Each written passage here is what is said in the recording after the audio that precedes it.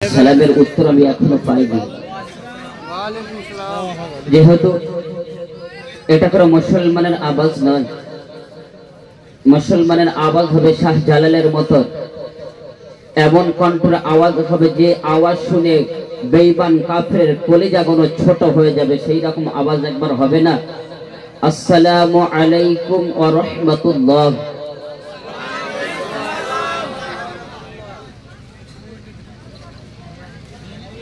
আলহামদুলিল্লাহ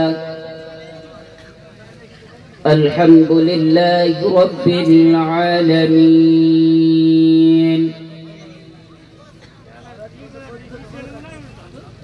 আর রহমানির রহিম মালিকি ইয়াউমিদ্দিন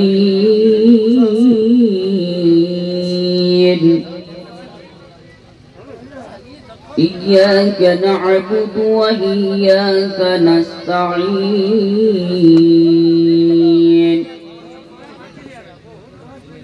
اهدنا الصراط المستقيم صراط الذين أنعمت عليهم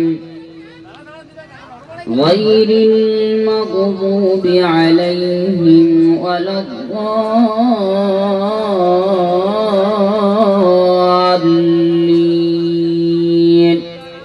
آمين। আল্লাহ তুমি দয়ার সাগর, আল্লাহ তুমি দয়ার সাগর, করুণা তোমার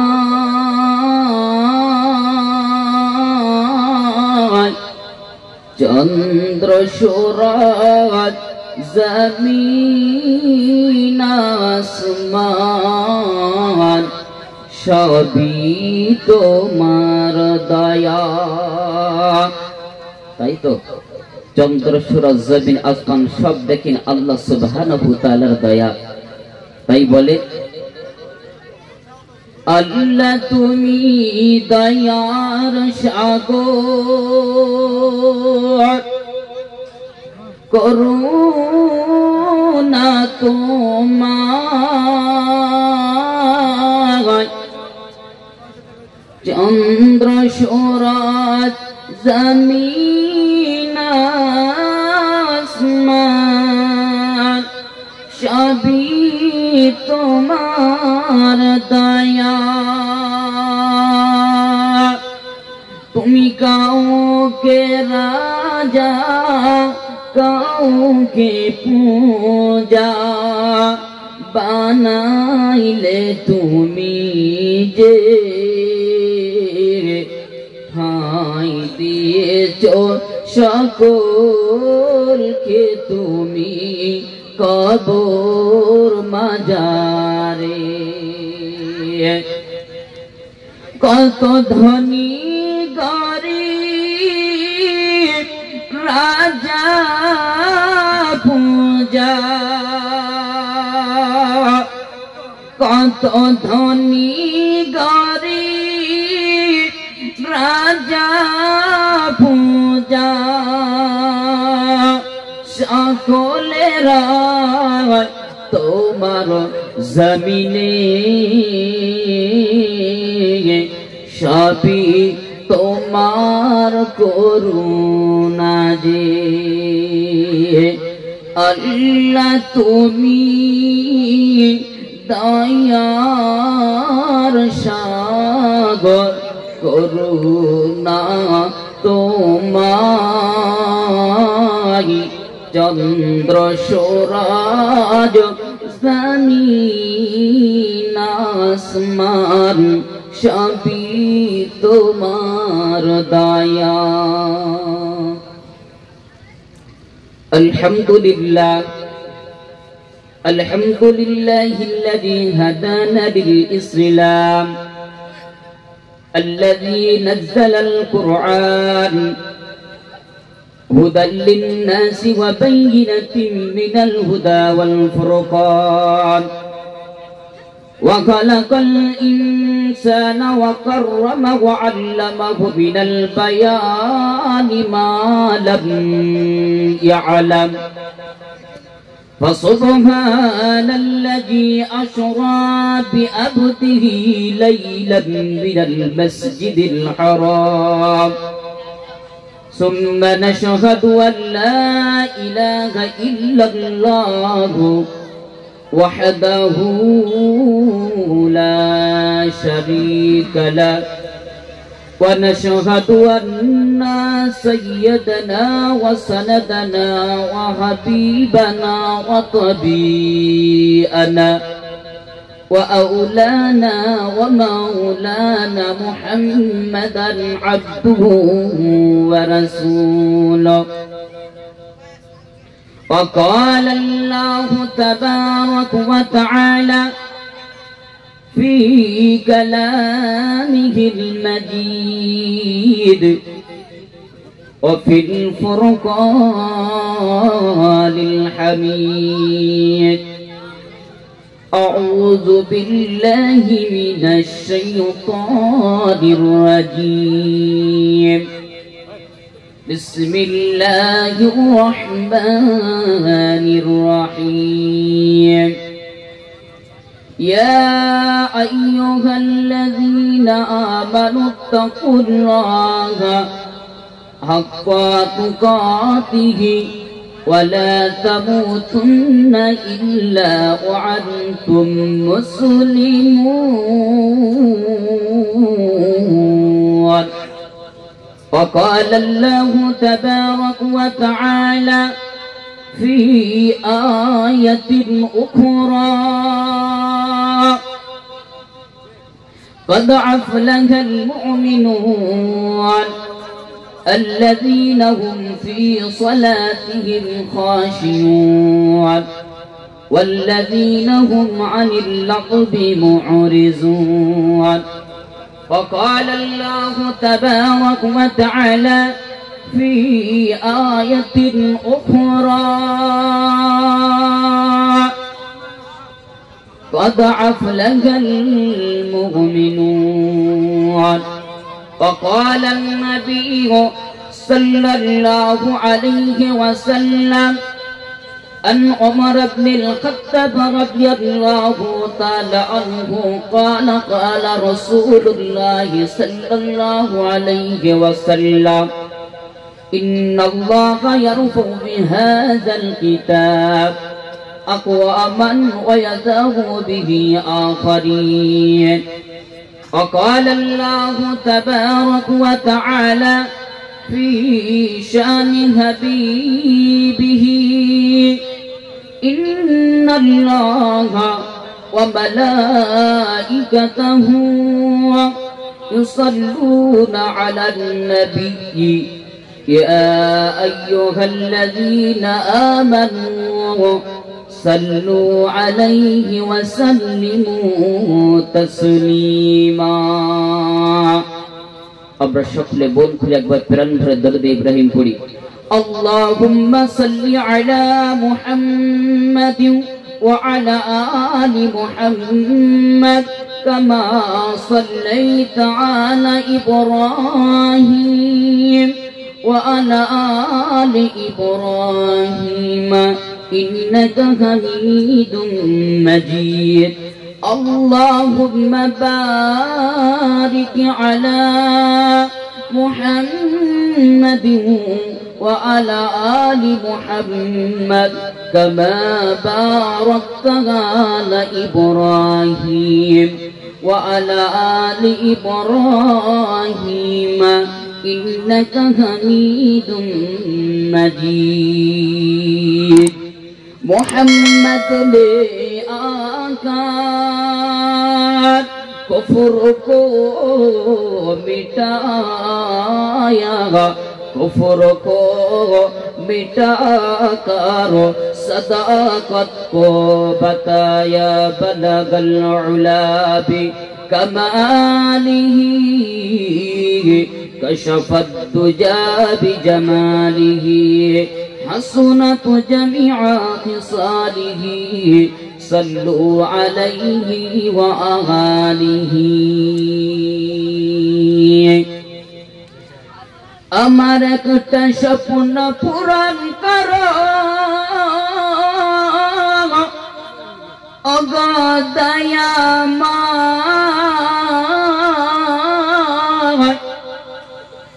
তোমার পথে চলতে গিয়ে না পাই যেন ভয়।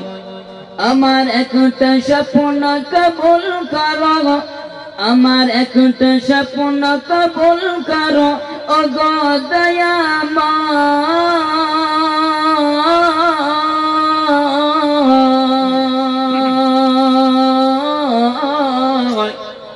তোমার পথে চলতে গিয়ে না পাই যেন ভয়। তোমার পথে চলতে গিয়ে মরণ যেন হয়। আমি অটল যেন থাকতে পারি আল কোরআনের সাথে, ধৈর্য নিয়ে ডাকতে পারি যেন দিন কায়েমের পথে। আমি অটল যেন থাকতে পারি আল কোরআনের সাথে, ধৈর্য নিয়ে ডাকতে পারি দিন কায়েমের পথে। আমার সাহস দিও ধৈর্য দিও ওগো দয়াময়, তোমার পথে চলতে গিয়ে না পাই যেন ভয়। তোমার পথে চলতে গিয়ে না পাই যেন ভয়। আমার একটা স্বপ্ন কবুল করো ওগো দয়াময়, তোমার পথে চলতে গিয়ে মরণ যেন হয় আমার। তোমার পথে চলতে গিয়ে মরণ যেন হয়। আমি হৃদয় খুলে হাসতে পারি যেন সবার সুখে, আমি হৃদয় খুলে হাসতে পারি যেন সবার সুখে। আমি নয়ন ভরে কাঁদতে পারি যেন মাজলুমানের দুঃখে। আমি হৃদয় খুলে হাসতে পারি যেন সবার দুঃখে। আমি নয়ন ভরে কাঁদতে পারি যেন মাজলুমানের দুঃখে। আমার সাহস দিও ঈমান দিও ওগো দয়াময়, তোমার পথে চলতে গিয়ে না পাই যেন ভয়। তোমার পথে চলতে গিয়ে না পাই যেন ভয়। আমার একটা স্বপ্ন কবুল করো ওগো দয়াময়, তোমার পথে চলতে গিয়ে না পাই যেন ভয়। তোমার গান গাইতে গিয়ে মরণ যেন হয়। আলহামদুলিল্লাহ, মহান আল্লাহ পাকের দরবারে অগণিত শুকরিয়া যে রব্বুল আলামিন ইমানের মতন দৌলত দিয়ে সুস্থ শরীরে ইসলামের ছায়াতলে পদদান করার মতন তৌফিক দিয়েছেন। শুধু তাই নয়, যে রব্বুল আলামিনের প্রশংসা করতে গিয়ে তামাম পৃথিবীর গাছগুলোকে যদি কলম বানানো হয়, তামাম পৃথিবীর সমুদ্রের পানিগুলোকে যদি কালি বানানো হয়, সাত তবক আসমান এবং সাত তবক জমিনকে যদি খাতা রূপে ব্যবহার করা হয়, তারপরে আমার আল্লাহ সুবহানাহু ওয়া তাআলার প্রশংসা করে শেষ করা যাবে না। তারপরে আমাদের এই গুনাহগার ছোট্ট ক্ষুদ্র জবান থেকে একবার সেই মহান খালিক ও মালিকের দরবারে কালেমাত শুকর আদায় করি, বলি আলহামদুলিল্লাহ। ততপর মোর ভাষ্য নবী মা আমিনাল্লাহ मक्का जथी मदीना अरबती सैयदुल मुरसलिन, जिसकी कंबल के बारे में कुरान ने फरमाया या अय्युहल मुद्दस्सिर, जिनकी चादर के बारे में कुरान ने फरमाया या अय्युहल मुज़्ज़म्मिल, जिनकी दांतों के बारे में कुरान ने फरमाया तौसी, जिनके सीनों के बारे में कुरान ने फरमाया अलम नशरह लक सदरक, जिनके अखलाक के बारे में कुरान ने फरमाया इन्नका अला खुलुकिन अज़ीम, जिनके बारे में कुरान ने फरमाएगा वमा अरसलनाका इल्ला रहमतल लिल आलामीन।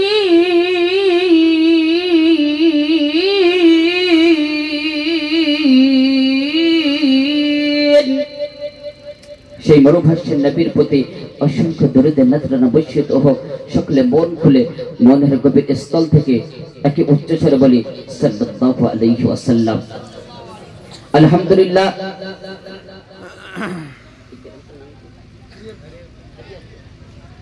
এই হরিয়ারপুর মাদ্রাসা ইসলামিয়া মদিনাতুল উলুম,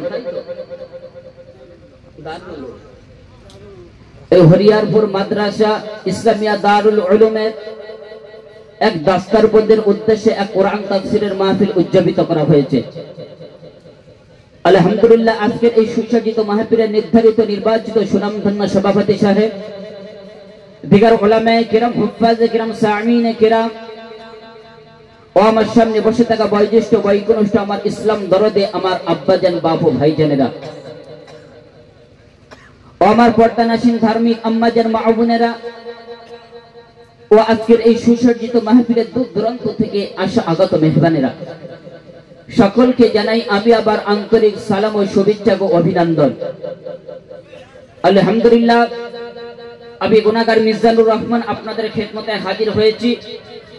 আল্লাহ পাক আমার নাপাক জবান থেকে আপনার সামনে কিছু কোরআন এবং হাদিস থেকে কথা বলবার মতন তৌফিক দিন। সকলে বলেন আল্লাহুম্মা আমিন। আলহামদুলিল্লাহ। আল্লাহ পাকের দরবারে লাখ লাখ শুকরিয়া যে রব্বুল আলামিন আমাদের মতন গুনাহগার পাপী পাপিষ্ঠ বান্দাদেরকে এই দুর্গন্ধময় পৃথিবী থেকে বাঁচিয়ে নিয়ে পাক থেকে পবিত্র সুন্দর থেকে সুন্দরতম তিনি কোরআন তাফসীরের মাহফিলে বসার মতন তৌফিক দিয়েছেন। আচ্ছা বলেন তো, আজকের যে মাহফিলে আমরা বসে আছি এর জন্য খুশি না বেজার? খুশি, তাই না? যে আল্লাহ রব্বুল আলামিন আমাদেরকে ভালোবেসে তিনি তেনার একটা কোরআন তাফসীরের মাহফিলে আসার মতন তৌফিক দিয়েছেন। কেন আল্লাহ রব্বুল আলামিন বলেন ফাকাদ হুদিয়া ইলা সিরাতিল মুস্তাকিম। আমি আল্লাহ যাকে মহব্বত করি, আমি আল্লাহ যাকে প্যার করি, ভালোবাসি, তাকে আমি আমার পথের প্রতীক বানাই। বলেন সুবহানাল্লাহ। সুতরাং আল্লাহ আমাদেরকে ভালোবাসেন বলেন, আল্লাহ আমাদেরকে মহব্বত করেন বলেন আজকে আমরা এখানে আসতে পেরেছি। আল্লাহ সুবহানাহু ওয়া তাআলার বিনা হুকুমে বিনা ফয়সালায় কোন মুমিন কোন মুত্তাকি একটা কদম আগেও বাড়তে পারে না আর পারবেও না। সুতরাং আজকে যারা এখানে আসতে পারেনি মনে করবেন তাদেরকে আল্লাহ কি করেনি, কবুল করেননি। আর যারা আমরা এখানে আসতে পেরেছি এই ঠান্ডার সময় কত কষ্ট করে আজকে বসে আছি, আল্লাহ পাকের এই নজরানা মাহফিলে আল্লাহ পাক এই মাহফিলকে কবুল করে নিয়ে আমাদের সকলকে জান্নাতের পথের প্রতীক বানিয়ে তিনি বলেন আল্লাহুম্মা আমিন। আচ্ছা এই মাহফিলে বসলে কি লাভ আছে? এত কষ্ট করে যে মাহফিলে এসেছি আমরা, এই মাহফিলে আসলে কি লাভ আছে একটু বলেন তো, বলেন কি পাবো এই মাহফিলে আসলে? এত কষ্ট করে আরামের ঘুমকে হারাম করে আজকের এখানে কষ্ট করে বসে আছি, কি পাবো? বিশ্ব নবী বলেন তানাজ্জালুর রহমান ইনদা যিকরুস সালিহিন। আপনারা চাওয়াল বোঝেন তো? বলছেন কোন বান্দা যদি দোকানে 1 কেজি চাওয়াল কিনলো আর 1 কেজি চাওয়াল কিনতে গিয়ে দেখবেন সেই চালের সাথে 2-1টা কাঁকড় সেই চালের দামে কিনে নিয়ে আসে। আপনি 1 কেজি চাওয়াল কিনলেন 40 টাকা দিয়ে, 2-1টা কাঁকড় সেই চালের সাথে চলে আসলো। সেই কাঁকড়টা কি করেছেন? চালের সাথে আপনি ক্রয় করেছেন তো, কিনে নিয়ে এসেছেন, তাই না? আপনাকে যদি বলে আপনি 1 কেজি কাঁকর নিয়ে আর 2-1টা চাল দিয়ে যদি বলে আপনি চালের দাম দেন, আপনি দেবেন? সুতরাং চালের সাথে সেই কাঁকরটা বিক্রি হয়ে গেল। বিশ্ব নবী আমার বলেন তানাজ্জালুর রহমান ইনদা যিকরুস সালিহিন, এমন একটা নজরানা মাহফিলে যেতে সকল মানুষ যেতে গুনাহগার হয় আর একটা যেতে নেক লোক হয়, আমি আল্লাহ যেমন একটা কাঁকরকে আমি আল্লাহ চালের দামে বিক্রি করে দিলাম, আমি আল্লাহ এই সমস্ত গুনাহগারদের গুনাহ খাতাকে আমি আল্লাহ এই মাহফিলে একটা নেক লোকের ওসিলা করে আমি আল্লাহ সকলের গুনাহ খাতাকে আমি আল্লাহ মাফ করে দিলেন। বলেন সুবহানাল্লাহ। তাহলে কি মাহফিলটা কোনো সাধারণ মাহফিল? কি বলে? কিন্তু আমাদের কাছে সাধারণ মাহফিল মনে হয়। যদি বলেন কেন, দেখেন এই মাহফিলের ব্যানারে কোথাও লেখা নাই যে এই জাতি এখানে আসতে পারবে আর এই জাতি এখানে আসতে পারবে না। সুতরাং এই মাহফিলটার জন্য জাতি ধর্ম বর্ণ নির্বিশেষে সকলের জন্য আল্লাহ সুবহানাহু ওয়া তাআলা ওপেন করে দিয়েছেন, তাই তো? তারপরে মুসলমান এখানে আসে না, কিন্তু যেখানে টিকিট কেটে লাইন দিয়ে টিকিট পাওয়া যাবে না সেই জায়গায় দেখবেন মুসলমানের ভিড় কমে না। দেখেন কোথায় সিনেমা হচ্ছে, কোথায় ড্যান্স হচ্ছে, বিভিন্ন গানের আড্ডাতে দেখবেন মুসলমানের ভিড় এত, সেই জায়গায় টিকিট ক্রয় করে মুসলমানকে ঢুকতে হবে, তারপরে মুসলমানের ভিড় কমে না। আজকের এই জায়গায় বিনা টিকিটে আল্লাহ সুবহানাহু ওয়া তাআলা এত ফজিলত লিখছে, তারপরে মুসলমান আসতে চায় না। চাই কি? আল্লাহ সুবহানাহু ওয়া তাআলা কত ভালোবেসে কত মহব্বত করে দুনিয়ার মধ্যে আমাদেরকে পাঠিয়েছে। শুধু তাই নয়, সৃষ্টির সেরা নবীর উম্মত করে দুনিয়ার মধ্যে পাঠিয়েছে। আচ্ছা, আপনি কি মায়ের গর্ভে দোয়া করেছিলেন যে আল্লাহ আপনি আমাকে আখেরি জামানার উম্মত করে দুনিয়ার মধ্যে পাঠাবেন, আল্লাহ আপনি আমাকে শেষ নবীর উম্মত করে পাঠাবেন, আল্লাহ যে নবীর ফজিলত আল্লাহ তুমি এত দিয়েছো, আল্লাহ যে নবীর মান মর্যাদা আল্লাহ ইজ্জত সম্মান আবরুকে আল্লাহ তুমি এত দিয়েছো, আল্লাহ সেই নবীর উম্মত করে আমাকে দুনিয়ার মধ্যে পাঠাবে? কখনো বলেছিলাম? দেখেন আল্লাহ কতটা মেহেরবান, আল্লাহ কতটা দয়ালু, আমাদের সেই নবীর উম্মত করে পাঠিয়েছে, তারপরে আমরা সেই নবীর আশিক হতে পারলাম না। তারপরেও আমরা সেই নবীর আশিক হতে পারলাম না। শুধু তাই নয়, আল্লাহ রাব্বুল আলামিন দুনিয়ার মধ্যে কম বেশি 18,000 মাখলুকাত সৃষ্টি করেছেন। কি বলেন? তাই তো? কত হাজার? কম বেশি 18,000, তাই না? আপনি এই 18,000 এর মখলুকাতের মধ্যে থেকে 17,999টা মখলুকাতকে বাদ দেন, আর এই 17,999টা মখলুকাত বাদ দিলে বাকি থাকে কটা? কটা? 100টা বলছে, একটা, তাই না? আর এই একটা মখলুকাতকে আল্লাহ কি করেছে? আশরাফুল মখলুকাত, তাই না? তাই তো? আল্লাহ রাব্বুল আলামিন বলছে আমি 17,999টা মখলুকাতকে বাদ দিয়ে আমি মানুষ জাতিকে আমি আশরাফুল মখলুকাত করেছি। আচ্ছা, আশরাফুল মখলুকাত যে বললেন, তাহলে আমরা সবাই কি আশরাফুল মখলুকাত? যদি বা সবাই আশরাফুল মখলুকাত হয় তাহলে আল্লাহ সুবহানাহু ওয়া তাআলা বললেন বালহুম আযাল উলাইকা হুমুল গাফিলুন। এবং কিছু আদম সন্তান আছে যারা চতুর্থ প্রস্তরের যন্ত্রের ন্যায়, শুধু তাই না তার থেকেও নিকৃষ্ট, তাই তো? তাহলে যদি আমি আশরাফুল মখলুকাত হই তাহলে আল্লাহ আবার বললেন কি যে তারা চতুর্থ প্রস্তরের যন্ত্রের ন্যায় কিংবা তার থেকেও নিকৃষ্ট। তাহলে আশরাফুল মখলুকাত কারা আর নিকৃষ্ট কারা? দেখেন, একটা হচ্ছে আশরাফুল মখলুকাত, একটা হচ্ছে আসফালুল মখলুকাত। আশরাফ মানে উত্তম, আরে আসফাল শব্দের শাব্দিক অর্থ হচ্ছে নিচু। আল্লাহ রাব্বুল আলামিন তিনি বললেন সুম্মা রাতাবনাহু আসফালা সাফিলিন, বলছে हमने उनको लौटा दिया। এই সাফিল মানে কি? নিচু, এবং আসফাল মানে তার থেকেও নিচু। এবার আশরাফ, তার অপর দিকে সাফি, আর তার অপর দিকে আসফাল।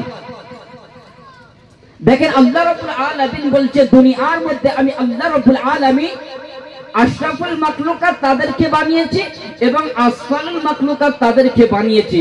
এবার আসফালুল মাখলুকাত তারা যারা দুনিয়ার মধ্যে কি করে, একটা পশু, একটা জানোয়ার এর মতন জীবন যাপন করে। কেন আল্লাহ রাব্বুল আলামিন বলছেন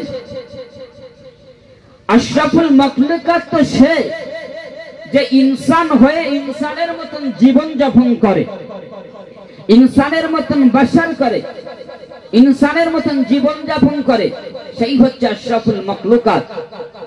শুধু তাই